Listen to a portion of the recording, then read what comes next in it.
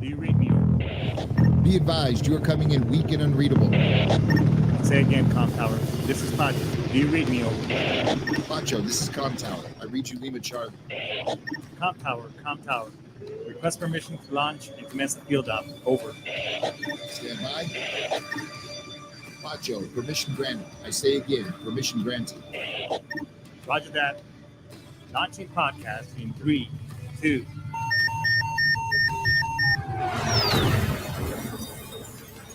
You are now entering the field op with your host, Pacho Correa, Chief Warrant Officer 3, United States Marine Corps retired.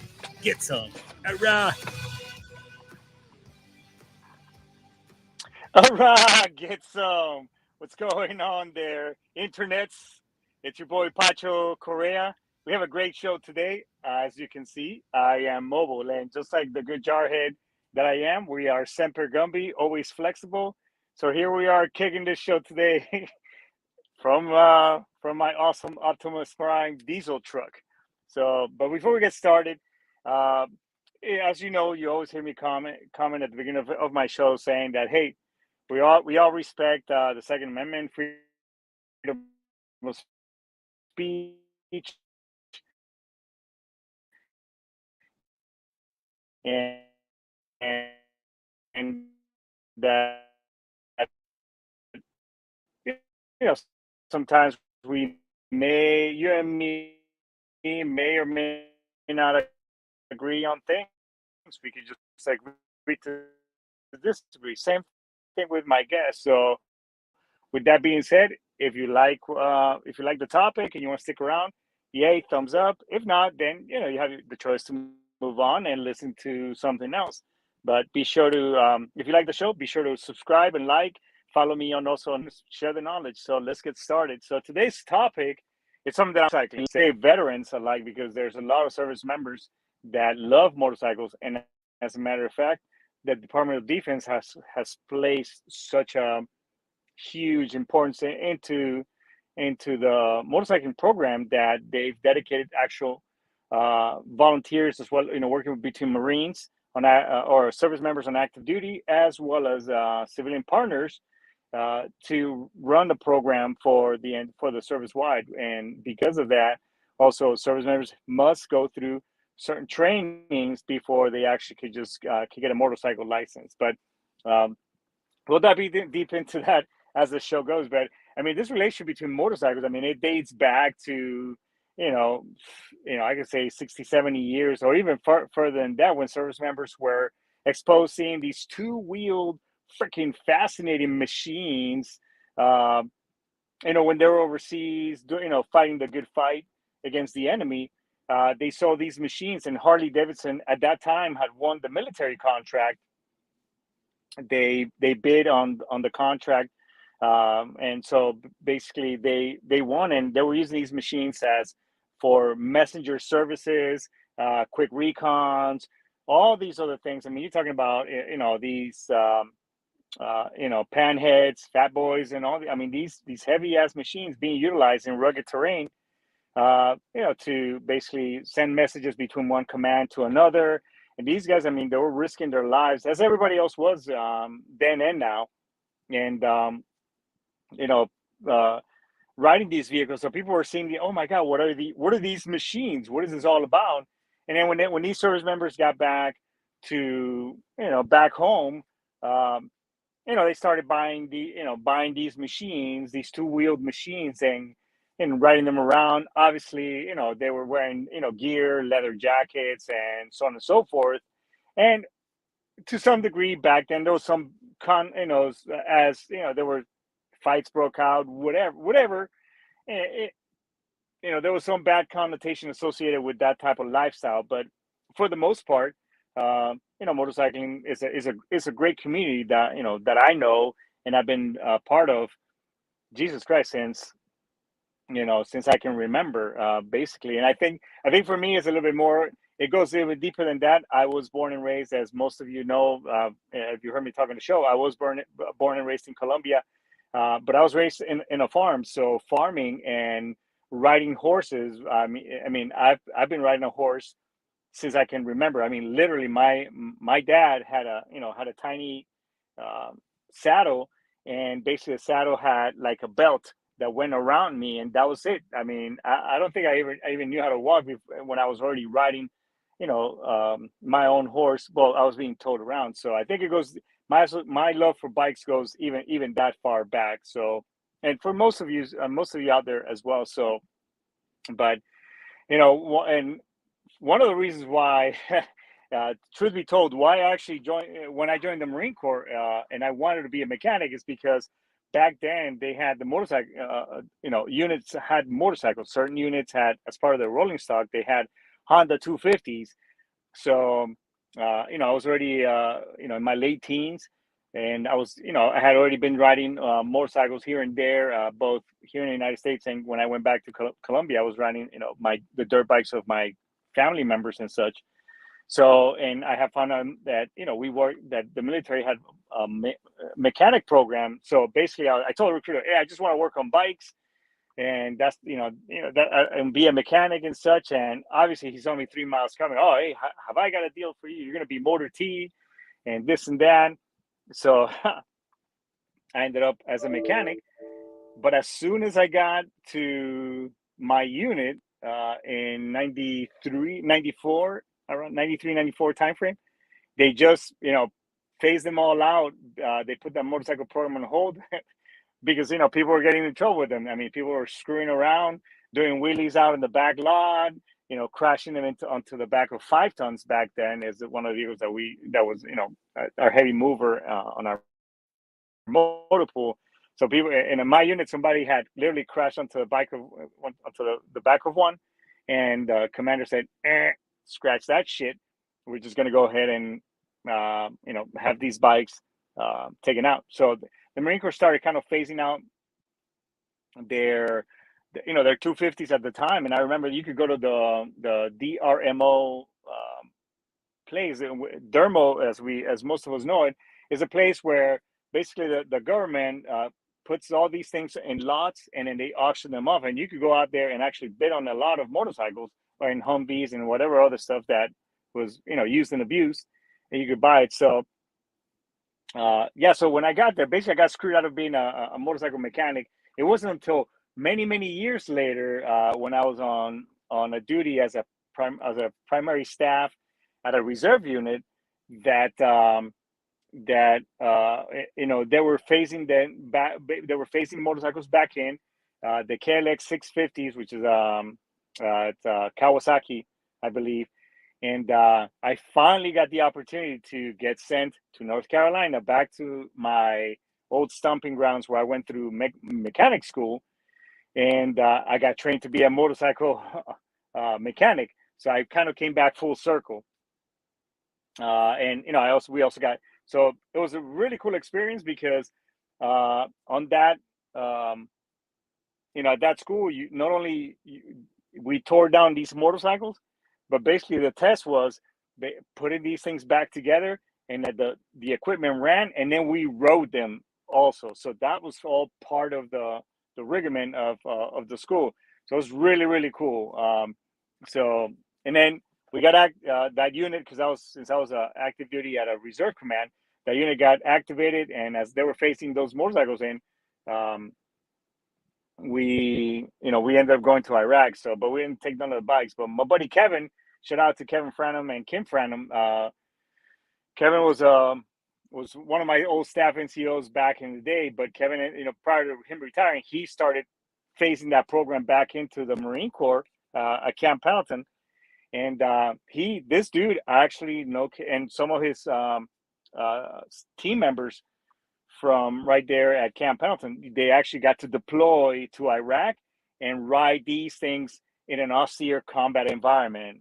I never had the opportunity, but he did develop a pretty fucking cool curriculum and training package with these bikes. I mean, you could figure it out. Those of you who are into sport touring, I just recently purchased a 2018 African Twin.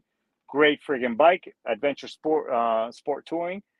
So, pretty heavy bikes. But I mean, these were 650s, and they had the desert tank that wraps around pretty much it almost serves as a fairing, so to speak, because the amount of fuel that you can put on these things. So this guy is riding these things during freedom throughout Iraq. I mean, that's pretty cool, pretty dangerous, but pretty freaking cool in my book. So, you know, that motorcycles as a whole. I mean, it's a big part of us, like I was saying. So, imagine being in a World War II Germany, or some austere environment, and here we, back moving time forward, we were comparing the two. They have the protective personal equipment, which is your helmet, goggles, and I'm pretty sure Kevin was also riding with a flak jacket or with SAPI plates, with the vest, protective vest, with the SAPI plates and all that other stuff, in addition to all his combat equipment. And so, and then these guys back then, they had nothing. I mean, literally, I'm just gonna be in my uniform, fucking get shot at, and dodge bullets. So, I mean, comparing the two, I mean, I guess we changed with the times. So, as a whole, and because of I know that so I know for me, it's just been it's always riding a motorcycle has always been an out for me, a way to somewhat release stress. When I became, so while I was still in the Marine Corps and got to be a mechanic, became an officer, all these things, I had the opportunity as well along the way because, I've been such a huge, I have and keep being a huge advocate of for motorcycle programs, proper training prior to getting your driver's license or your riding license. I've been such a huge advocate. I also had the opportunity to become an instructor for the state of California through the DoD, the Department of Defense, as a motorcycle safety instructor when in Camp Pendleton, when the Motorcycle Safety Foundation had that contract. Years later, it was another organization that took over with a different curriculum. And those of you who know me, who know the industry, and our fellow instructors yourselves, that we can find and pick and faults in the two programs, but nonetheless, I mean, I think it's important that anybody, civilian or military, before you get a license, young, old, or whatever, you should get training. It would be in your best interest, and it's going to keep you alive. So, I had the opportunity to become an instructor, and it was a lot of fun. Gave up a lot of free time on my weekends and stuff, even to the point where my wife, she also became an instructor herself, and we worked together. But that's another story for another time. But so I had that opportunity to become an instructor. As part of the motorcycle safety program, this reserve unit, and it just so happens that while we were waiting in transit to go to Iraq to cross the line of departure, we were in this place in Kuwait, this camp, and basically because again we were going through the push, units already pushed out to go ahead and fight the good fight. We got there beginning April because it all started around March timeframe. So units had literally at this camp, it was like, hey, this is our shit. We're just gonna leave it here. It'll catch up with us later on. So while we're in that camp, we were just walking around waiting for us to get the thumbs up to basically go into Iraq and hook a jab with the enemy. We found, it wasn't me. I wish I could take the credit, but one of my guys, he was a sergeant. His name Phillips, Sergeant Phillips.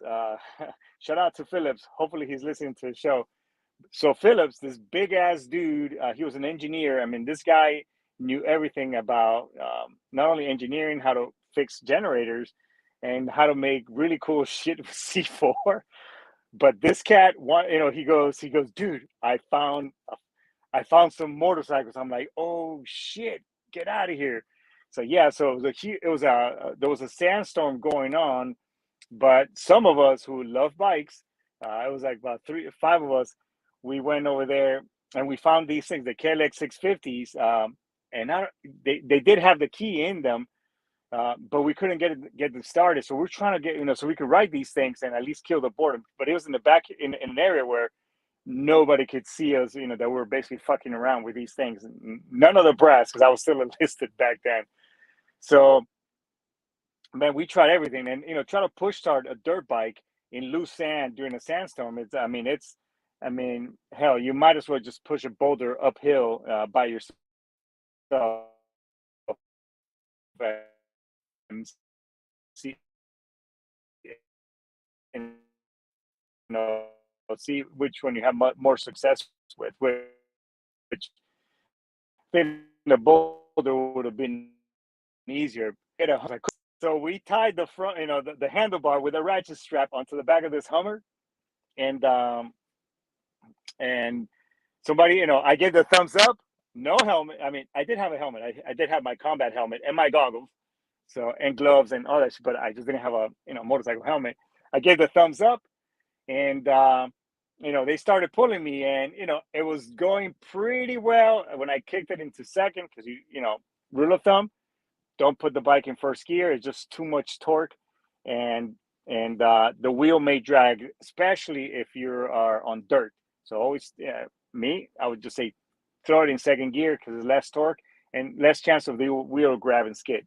Anyways, but we did get this shit going. But he kept pulling me at the same time, and the bike just became all loosey goosey with the dirt. The bike fell, so did I, and basically because and the foot pegs were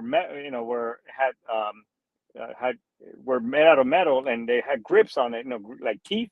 I scraped the living shit out of my my shin. I mean, to the point where it went through my uniform, and it took some skin off and everything. But you know what? It was one of the best, because we got this fucking thing going, and for a little bit we felt like we were back home, just a bunch of guys screwing around trying to get this KLX 650 started, and it was a good time. But yeah, so all I'm saying is that motorcycling has been, I'm still very passionate about it. So a lot of us, we use this thing as an out, and you can ask a lot of people, and they'll tell you, hey, bikes are relaxing, all this stuff. But it wasn't when I was going through the motorcycle to be an instructor that this gentleman, by the name of, his first name was Pilot. Yes, that was his first name, and he was teaching us this curriculum, and that the guy described motorcycling as when you ride a bike, as a sort of a chaotic zen. And that made a lot of sense to me. I was like, holy cow, yeah, that makes sense. It is chaotic zen. Yes, you're relaxed, you're chilling, you're feeling the wind, and you are very mindful, meaning you are so very in the moment at that point in time. And the reason for that is because of the simple fact that you're at the same time, you're very zen and whatever, and chill, but with your left hand, you're using the blinkers, you're using your high beams, you're using your clutch, all, and monitoring on all the things. At the same time, you're looking at your gauges, you're looking at all the the things that are in front of you, and scanning around for vehicles and all the stuff. With your left leg, you're switching gears. With your right hand, you brake. With your left foot, with your right foot, the brake, and all. So you have all these things that you're doing all at the same time. But yeah, you're going to your destination, or you just at that moment you feel very alive. So it is chaotic zen, if you really think about it. And I mean, I myself, as most of you know, I was working in the Middle East. I over there, first, how hot it was, because it did get pretty toasty. Yeah, as a matter of fact, it's getting pretty toasty over there right now. Even in the dead of summer, I would go to work. It was somewhat cool in the morning, but in the afternoon, it would just be blazing hot. But at the same time, I will be wearing my PPE. or what we say in the industry, ADGAT, all the gear, all the time is the acronym. You see me wearing full face helmet, perforated jacket, gloves, jeans, nice over the ankle shoes, that sort of thing. So, and I know luckily enough, I've had the opportunity to travel around, and wherever I've ridden a motorcycle, I've always ridden with my gear because one thing I can tell you folks is that yes, you can, it must be really cool. And I'm currently living and working in Florida, and here people don't wear a helmet. It's not mandatory to wear a helmet or PPE as a whole. I see people riding around without a helmet, in flip flops, tennis shoes, uh, short sleeve shirts, all kinds of shit, and it just blows my mind as to why. And if you've never seen a degloved foot, uh, I used to show one of these pictures when I used to teach my motorcycle classes. I would show people during the class what of an accident that one of my counterparts in the industry sent me and said, "Hey, this dude was riding his Harley Davidson with flip flops, got into an accident, and basically degloved his foot when he hit a vehicle, and basically he slid and stuff. So degloved his entire right foot, when he laid down the bike and stuff. So I mean, it is pretty gnarly, pretty gross. So hey, I get it. It's your freedom, all that good stuff. In certain states, don't mandate it. But let me tell you, I have lost a lot of good friends over the simple fact that they were wearing no helmet, or they were wearing what they call a novelty helmet. Those are the ones that what you call a skid lid. You call them, or just one of those little things, and then you put a sticker on the back that says DOT. I'm telling you, folks, a helmet may not save may not completely save your life, but it's going to increase your chances drastically than having nothing. Same thing with with riding around without your gear. It doesn't guarantee it doesn't. And because I'm in the safety industry, you think that, hey, you know what, this little piece of jacket or these little gloves or this full face helmet, nothing's going to happen to me when I fall to the ground. No, you are going to get hurt. It's just going to lessen the chances of the severity of those injuries. So that's my take on that. But kind of getting, that's my safety pitch, public service announcement. But I'll get off that because you're not here to get get talking to about wearing PPE and all that stuff. I mean, I highly recommend it, and I wear it all the time. But you choose otherwise, and I know if you're on active duty, you're mandated to wear it, and especially and even if you're off duty. So, but bikes are a great thing. A lot of us, and even those of us who are partaking PTSD groups and so on and so forth, we go through a lot of rides, we do a lot of things, and so we are, we are in that community because we want to be. Feel like we're are doing. We want to feel free, and we want to just do our thing. So, and it's just an out to vent because of all the things that we've experienced, and it's just where we feel at one with our community, with your fellow riders. I was in a group which and a lot of these groups fund a lot of great causes. For example, now I'm not pitching anybody here. I'm just saying that the group of the Brotherhood of Marine Corps Riders is a really good group. Everybody's a service member, either prior Marine or active duty, as well as you could be a corpsman, but you have to had served on the green side in order to be part of the group. So, but these folks, they every year for the last since 2009 2010 or somewhere around there.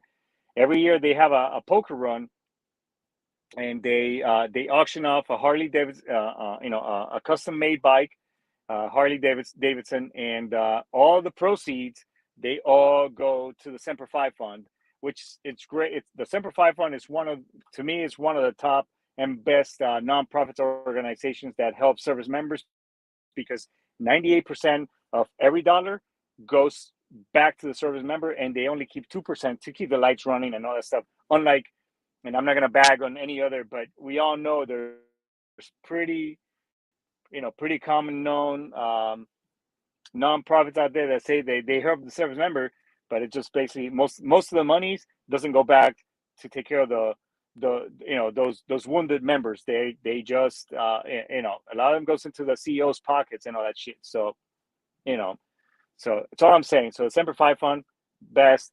Brotherhood of Marine Corps Riders, you can look them up on Facebook. You can also look I believe they have an Instagram page as well.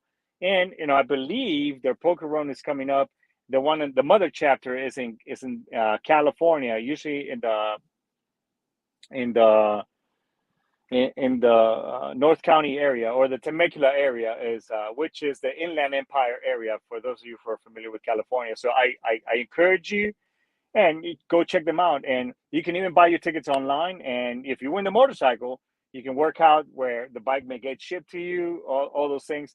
But you do have to pay the taxes on that stuff, because you're getting a custom-made bike from a custom-made shop. The Chopper Gallery, I believe, is the folks that have always volunteered their services and even gifted this bike to help out our those service members who have been injured in the line of duty. So I highly encourage everybody here to check that program out. But yeah, so a lot of us are in these communities, in these bike groups, riding clubs and everything. But it's just for the camaraderie. Some groups accept women, some groups don't. Some groups you have to have an American bike. Some other groups have, you can only wear this or that. It doesn't matter. It just you're in your element. You're sharing the same thing with other folks with like-minded. And it's just a great community. I've had the opportunity to also get my racing license with the folks at Chuckwalla Valley Raceway. There's, right there in Indio, California. So shout out to Rich Stamp, Jason Prittmore, fantastic dude, JP43 classes. And everybody over there, Dustin Coiner, and all those folks over there. Shout out to them. But what a great community that. And when I started getting into the racing thing, not that I ever made it public, it was just club racing. But I mainly went to the track days.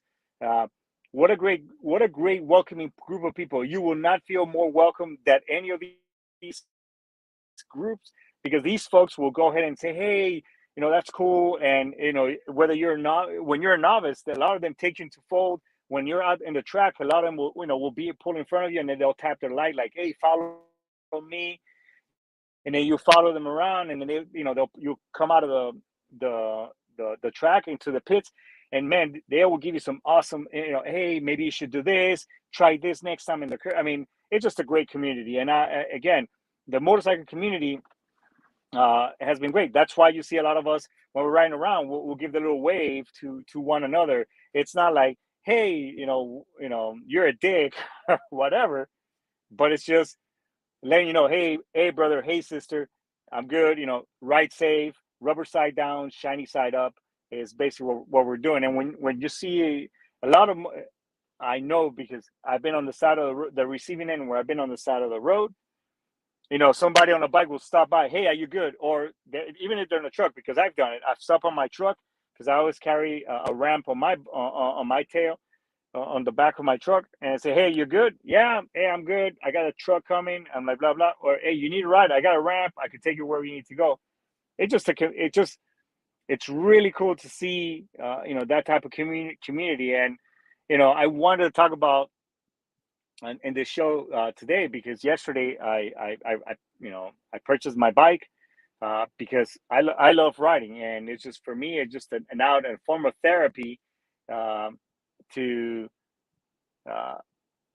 feel one and mindful at this and home. Again, it's just an out for me, and it's just a part of me that since I was very, very young, and you can go back, kind of to. And it is now more true now than nowadays, because Honda, back in the day in the 1960s, to get that bad stigma out of motorcycling, they had a huge campaign saying, hey, you meet the nicest people on a Honda. And at that point in time, that's when the Honda Cub was being brought into America. And so tying that to today is that you do meet some really cool people who are motorcycle riders. For the most part, are there bad seeds and groups, whatever? Yeah, that's like I mean, that's with anything, shit. But I'm just saying that it's a great community. So if anybody here wants to, that's never ridden a motorcycle, one of my oldest students that came to one of my classes was 82 years old, and this was in Arizona. Kevin Franham can tell you that story, but it's never too late. And if you want to, highly recommend that you get the training. That I will pitch. Call your local or reach out to me. I can help you, embark in this journey and get you going. But as a whole, motorcycles are they're the shit. What can I say? And I hope that we get to see some really cool stuff with these technologies. Now they're coming out with electric bikes.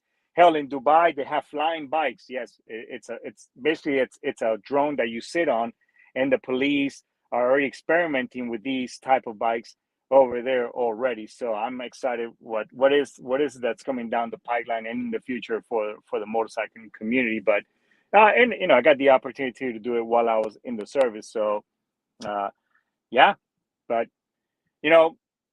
that is pretty much it for today. The show was mobile. It is what we do, right? As I was always told, hey, Semper Gumby, right? Always flexible. So you gotta, like Gunny High would once say, he adapted, he overcame. It's good shit, good training, right? Right. So, but yeah, that's what I want to talk to you. So then we're gonna go ahead and wrap it up. But before I get out of here, I just want to say that, hey, if you're struggling with PTSD, anxiety, depression, and you want to talk to somebody, feel free to reach out to me. You can call Military One Source. You can call the VA. You can call, one of suicide hotline. But reach out, talk to a friend, or reach out to a buddy, somebody. But reach out, and because we want you here. We don't want you to commit suicide. We don't want you to take that next step, because shit cannot be that fucked up that you're gonna leave us hanging, asking why didn't you reach out. So, let me at least be your last. Give me the opportunity to be your last text or your last conversation, and then we could go from there. With that being said, folks, hey, hoorah, get some. We're gonna go Hendix because I am out of here. Yes.